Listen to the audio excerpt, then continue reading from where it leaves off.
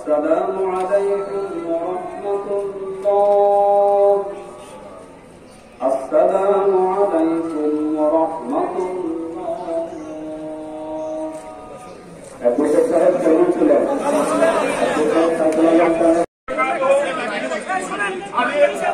আমরা কোনো বক্তব্য দিচ্ছি না, বল বাসনে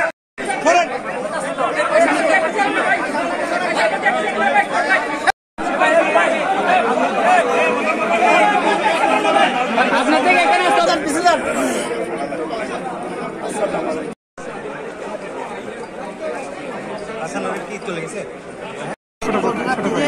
কালকে প্রশাসন খুবই নীরব ছিল।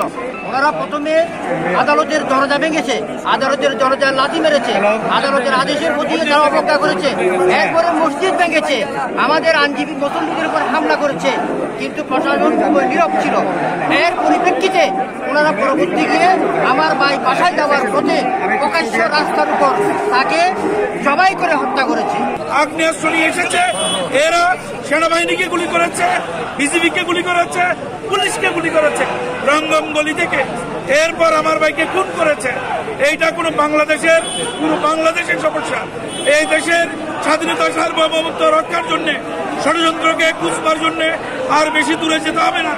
এখানে দালাল এবং ইসকনের সন্ত্রাসীরা যারা আছে এদেরকে খুঁজে বের করলে বাংলাদেশের স্বাধীনতা সার্বভৌমত্ব স্থায়ী হবে।